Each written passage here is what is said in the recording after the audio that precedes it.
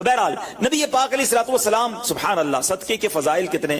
نبی پاک علیہ الصلوۃ والسلام فرماتے ہیں بے شک صدقہ کرنے والوں کو صدقہ قبر کی گرمی سے بچاتا ہے اور بلا شبہ مسلمان قیامت کے دن اپنے صدقے کے سائے میں ہوگا. جب سایہ نہیں ہوگا، جب بہت گرمی ہوگی، جب بڑی تپش ہوگی، سوچو صدقہ کرنے والا کتنا خوش نصیب ہے. اور وہ اور خوش نصیب ہے جو روزانہ کچھ دنوں کے بعد جب موقع ملتا ہے دیتا ہی رہتا ہے. میرا سایہ بڑا ہو جائے، میں اس گرمی میں کہیں تپش پہ مارا نہ جاؤں. اگر اس نیت سے صدقہ دو کہ مولا کریم قیامت کے دن کی گرمی سے بچا لیجیے تو انشاءاللہ صدقہ دینے کا لطف بھی اور آئے گا. یا الہی گرمی محشر سے جب پڑھ کے بدن دامن محبوب کی ٹھنڈی ہوا کا ساتھ ہو. یا الہی جب زبانیں باہر آئے پیاس سے ساقی کوثر شہے جود و عطا کا ساتھ ہو. اے میرے بیچے اسلامی بھائیوں، صدقہ دینے میں بڑی جس کو کہنا خوشی دلی کے ساتھ آگے بڑھ بڑھ کر ان موقعوں سے فائدہ اٹھانا چاہیے. صدقہ عمر میں اضافے کا بھی باعث بنتا ہے. جی ہاں، بڑا کمال کا واقعہ ہے. حضرت عیسیٰ علیہ السلام کے زمانے میں ایک دھوبی تھا، لوگوں کے کپڑے آپس میں تبدیل کر دیتا تھا. تو لوگوں نے حضرت عیسیٰ علیہ السلام کو اس کے بارے میں بتایا کہ حضور یہ بندہ بڑا گڑبڑ بندہ ہے، سب کے کپڑے ملا دیتا ہے، تو آپ جو ہے اس بندے کے لیے کچھ کیجئے. آپ نے اللہ کی بارگاہ میں اس کی ہلاکت کی دعا کر دی. وہ بندہ دھوبی اپنے معمول سے گھر سے نکلا، اس کے پاس 3 روٹیاں تھیں. ایک سائل آیا تو اس نے ایک روٹی اسے دے دی. سائل نے دعا دی اللہ تعالیٰ تجھ سے آفات سماویہ یعنی آسمانی آفتیں سے تجھے بچا لے. دھوبی نے اس دعا سے بڑا متاثر ہوا، ایک اور روٹی دے دی. اس سائل نے دعا کی کہ اللہ تعالیٰ تجھے جملہ آفتوں سے محفوظ رکھے. اس نے تیسری روٹی بھی دے دی. تو دھوبی سے اس سائل نے دعا کی اللہ تعالیٰ تجھے توبہ کی بھی توفیق عطا فرمائے. اب ایک بڑا سانپ جو ہے اس کی گٹھڑی میں داخل ہو چکا تھا، کیونکہ اب اس کی ہلاکت کی دعا ہو گئی تھی. اس سانپ کی گویا قدرتی یہ ڈیوٹی لگائی گئی تھی کہ اس دھوبی کو کاٹنا ہے. جب دھوبی کپڑے لینے کے ارادے سے اس نے گٹھڑی کے اندر ہاتھ ڈالا تو فرشتے نے اس سانپ کو لوہے کی ایک لگام ڈال دی اور وہ دھوبی سلامتی کے ساتھ واپس آ گیا. دھوبی کو پتہ ہی نہیں چلا کیا ہوا ہے. لوگوں نے حضرت عیسیٰ علیہ السلام سے عرض کی کہ اے روح اللہ، دھوبی تو صحیح سلامت واپس آ گیا، آپ نے تو اس کی ہلاکت کی دعا کی تھی، آپ تو اللہ کے نبی ہیں. ذرا سنو. حضرت عیسیٰ علیہ السلام نے اس دھوبی کو بلایا، فرمایا بتاؤ تم نے کون سی بھلائی کی ہے؟ کہتا 3 روٹیاں تھیں، وہ تینوں اللہ کی راہ میں صدقہ کی، اور وہ مجھے فقیر جو تھا وہ ہاتھ اٹھا کر جھولیاں اٹھا کر دعائیں دیتا رہا. تو آپ علیہ السلام نے اس سانپ سے پوچھا کہ تم نے اسے قتل کیوں نہیں کیا؟ تو سانپ نے عرض کی اے اللہ کے نبی، اللہ عز و جل نے آپ کی دعا قبول فرما لی تھی اور مجھے اس کو ہلاک کرنے کے لیے بھیجا تھا. جب اس دھوبی نے سائل کو صدقہ دیا تو ایک فرشتے نے آ کر مجھے لوہے کی لگام ڈال دی. جب لوگوں نے یہ بات سنی، دھوبی نے یہ بات سنی، اسے بڑا تعجب ہوا کہ اتنا گناہگار میں، لوگوں کو اتنی تکلیف پہنچانے والا، صرف ایک نیکی کی اور مجھے آفت سے بچا لیا گیا. اس دھوبی نے توبہ کر لی کیونکہ اس سائل نے توبہ کی بھی دعا کی تھی. تو پتہ یہ چلا آفتوں سے بچنا چاہتے ہیں، مصیبتوں سے بچنا چاہتے ہیں. آج کل تو کرونا وائرس کا زمانہ ہے، بلاؤں کا زمانہ ہے. ارے اس میں تو زیادہ صدقہ دینا چاہیے، اپنے نام کا بھی، بچوں کے نام کا بھی، فیملی کے ہر فرد کے نام پر صدقہ نکالتے رہیں کہ یا اللہ صدقے کی برکت سے ان بلاؤں ان وباؤں سے بچانا. ارے وباؤں سے، بلاؤں سے، آنے والی مصیبتوں سے صدقہ کیسے بچاتا ہے کہ سنیے. ایک شخص سیدنا ابو ہریرہ رضی اللہ تعالیٰ عنہ کی بارگاہ میں حاضر ہوا، کہنے لگا حضور میرا بیٹا سمندری سفر پر گیا ہے، آپ اس کے لیے دعا فرمائیں. آپ رضی اللہ تعالیٰ عنہ نے فرمایا اس کی طرف سے صدقہ دو. سفر پر جایا کرو نا، صدقہ دے کے جایا کرو. بیٹا یا فیملی کا کوئی فرد سفر پر ہے، صدقہ دو کہ خیر سے واپس آ جائے. سیدنا ابو ہریرہ رضی اللہ تعالیٰ عنہ نے فرمایا سمندری سفر پر ہے اس کے لیے صدقہ دو. اس وقت سمندر میں موجیں اٹھ رہی تھیں. یہاں باپ اور حضرت ابو ہریرہ رضی اللہ تعالیٰ عنہ میں گفتگو ہو رہی ہے، عین اسی وقت ادھر سمندر میں موجیں اٹھ رہی تھی، جہاز ڈوبنے کے قریب تھا. ادھر اس کے والد نے اللہ کی راہ میں صدقہ دیا اور وہاں کہنے والے کو کہتے ہوئے سنا گیا اے سواروں تمہارے لیے سلامتی ہے، بے شک اللہ تعالیٰ نے فدیہ قبول فرما لیا. بیٹا سفر سے واپس آیا، اپنے والد کو سارا واقعہ سنایا کہ جہاز موجوں میں تھا، قریب تھا کہ ڈوب جاتا، مگر پھر ایک ندا آئی کہ تمہارے لیے جو صدقہ دیا گیا ہے وہ قبول کر لیا گیا ہے. تو اے میرے بیچ اسلامی بھائیوں، میں نے آپ کو احادیث بھی سنائی ہیں، آپ کو واقعات بھی سنا رہا ہوں کہ صدقہ بلاؤں کو ٹال ٹالتا ہے, صدقہ بیماریوں کو ٹالتا ہے. آپ میں نبی پاک علیہ الصلوۃ والسلام کی زبانی ایک خوبصورت واقعہ آپ کو سناتا ہوں. پیارے آقا علیہ الصلوۃ والسلام نے ہی یہ واقعہ صحابہ کرام کو سنایا. واقعہ کیا ہے؟ میرے آقا فرماتے ایک عورت کے منہ میں لقمہ تھا, کھانا کھا رہی تھی, ہاتھ میں لقمہ اور منہ میں ڈال لیا. اتنے میں دروازے پر ایک سائل آیا. وہ عورت کیسی توکل والی, کیسی صدقہ دینے والی, کتنا اللہ کی راہ میں خرچ کرنے والی تھی کہ وہ لقمہ اس نے منہ سے روکا اور سائل کو دے دیا کہ یہ کھا لے, میں بھوکی ٹھیک ہوں, یہ بیچارہ غریب ہے, دے دیا اسے. چھوٹی سی بات تھی. ایک لقمہ کیا ہوتا ہے؟ کچھ لوگ یہی کہتے ہیں پیسے ہی تھوڑے ہیں جیب میں, 5 10 15 روپے 50 روپے 100 روپے کے صدقے سے کیا ہوگا, میں تو خود غریب ہوں. سنو, ایک ہی لقمہ تھا نا, دیگ نہیں تھی بریانی کی, ایک لقمہ تھا. اور یہ واقعہ سرور کائنات علیہ الصلوۃ والسلام اپنے صحابہ کو سنا رہے ہیں. فرمایا وہ لقمہ اس عورت نے روکا اور فقیر کو دے دیا. اب اس عورت کے کچھ عرصے بعد بچے کی ولادت ہوئی. بچہ تھوڑا سا بڑا ہوا, باہر ماں کے ساتھ چلنے لگا, گھومنے پھرنے لگا. تو باہر گیا تو ایک بھیڑیا آیا, اور بھیڑیا آ کر اس کے بچے کو اس نے منہ سے پکڑا اور بھاگ گیا. ماں پیچھے بھاگ رہی, میرا بیٹا میرا بچہ, اور بھیڑیا آگے بھاگ رہا ہے. اللہ اکبر. اللہ تبارک و تعالی نے ایک فرشتے کو حکم دیا کہ بھیڑیے کے پیچھے جاؤ, اس کے منہ سے بچہ چھین کر لاؤ اور اس کی ماں کے حوالے کر دو, اور ماں کو کہہ دینا اللہ عز و جل نے تم پر سلام بھیجا ہے اور فرمایا ہے کہ یہ لقمے کے بدلے لقمہ ہے.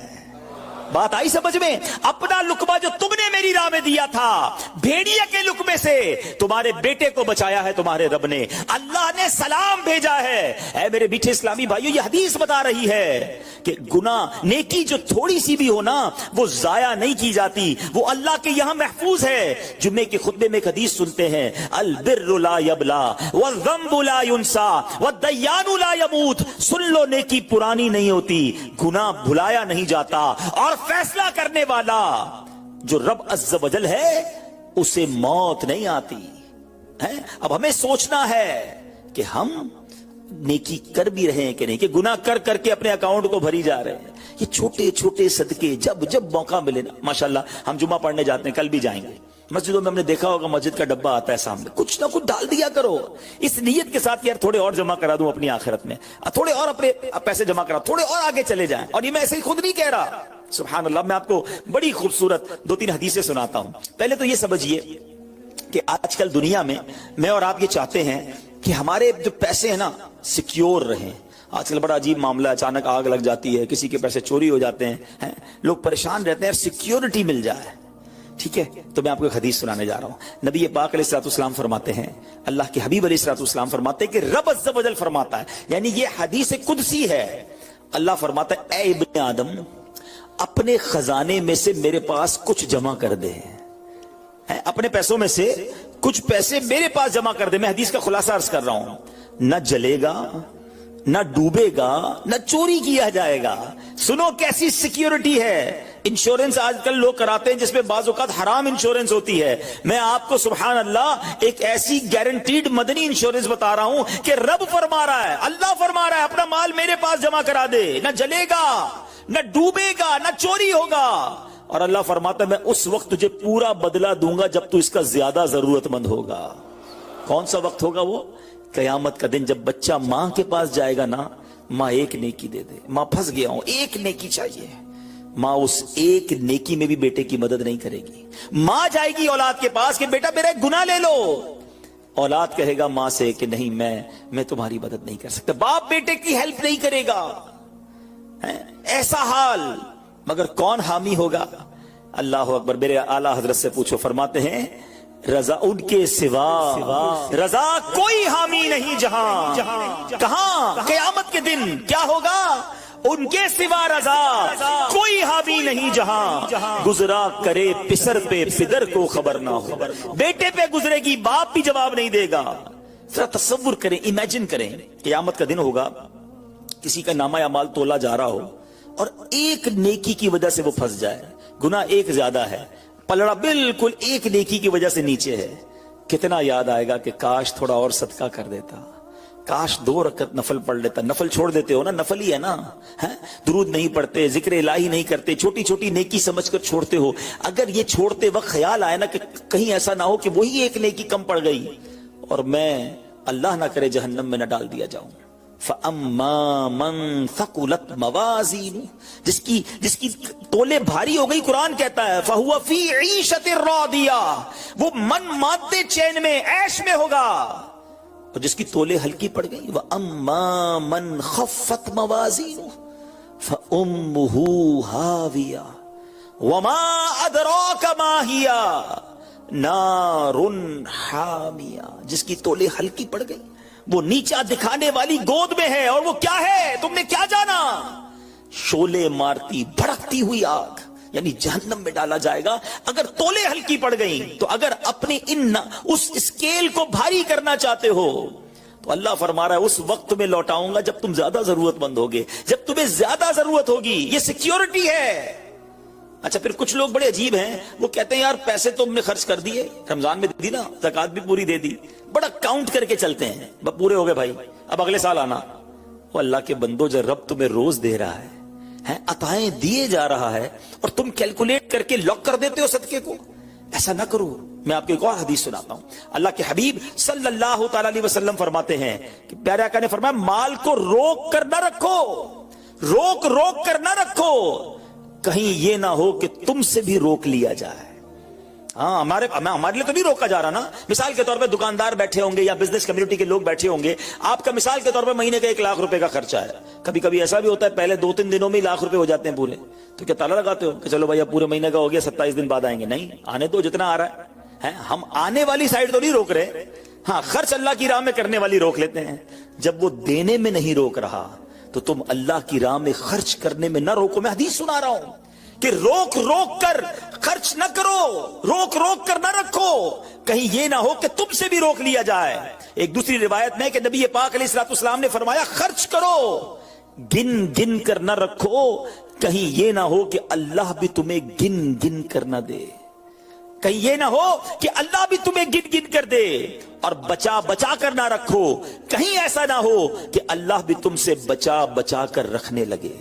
उधर से रुक गया ना, अताएं रुक गई तो कहां जाएंगे आप? देखिए, अच्छा आज के दौर में थोड़ा सा आप सर्वे कर लें, जितने लोग आपको सदका खैरात चैरिटी करने वाले, खाना खिलाने वाले आपको जो लोग मिलेंगे ना, आप देखिए उनका सरमाया बढ़ ही रहा होता है, उनका माल में इजाफा ही हो रहा होता है, क्योंकि अल्लाह पाक उन्हें दुनिया में भी नवाज रहा होता है।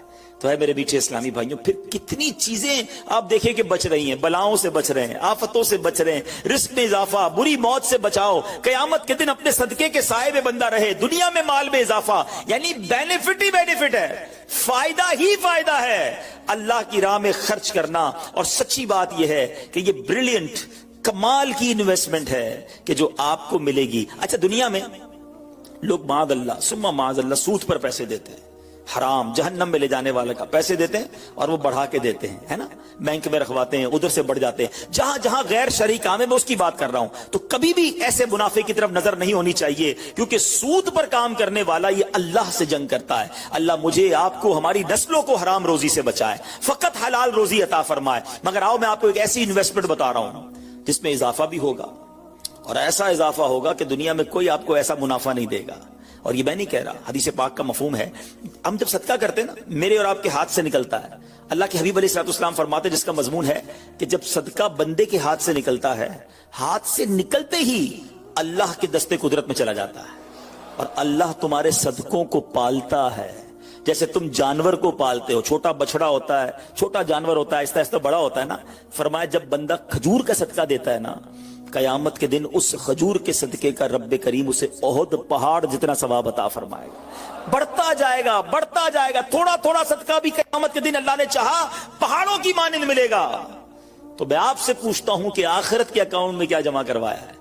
लोग कहते हैं मैंने फला जगह सेफ डिपॉजिट कराई हुई है, फला जगह इन्वेस्टमेंट की हुई है, फला प्रॉपर्टी ली हुई है, उसका रेट भी बढ़ रहा है, उधर से किराया आ रहा है, सोना लेके रख लिया, उसका रेट बढ़ रहा है, जनाब डॉलर रखना चाहिए। अजीब अजीब प्लानिंग है, किस लिए? दुनिया के लिए। उधर के लिए कोई अकाउंट खोला नहीं खोला। आखिर में आपको लॉजिकली एक चोट करने वाला वाकया सुनाता हूं, फिर इंशाल्लाह कंक्लूजन की तरफ आते हैं कि एक सवाना, आपकी खूबसूरती का सीक्रेट। हमारे बच्चे पलक झपकते ही बड़े हो जाते हैं, नेस्ले नैनरो की यूनिक फॉर्मुलेशन आपके बच्चे की इम्यूनिटी और बेहतर नशोनुमा को सपोर्ट करे। मुल्क था, उसमें एक बड़ा निराला कंपटीशन हुआ, अमेजिंग, हैरतनाक। बादशाह तो बादशाह होते हैं, मर्जी जो उनकी करें। बादशाह ने ऐलान कर दिया, जनाब पूरे मुल्क में चेक करो सबसे बड़ा बेवकूफ कौन है, उसको तोहफा देना है। अक्लमंदों के मुकाबले तो सुने थे, बेवकूफ का मुकाबला, चले जनाब शुरू हो गए मुकाबले।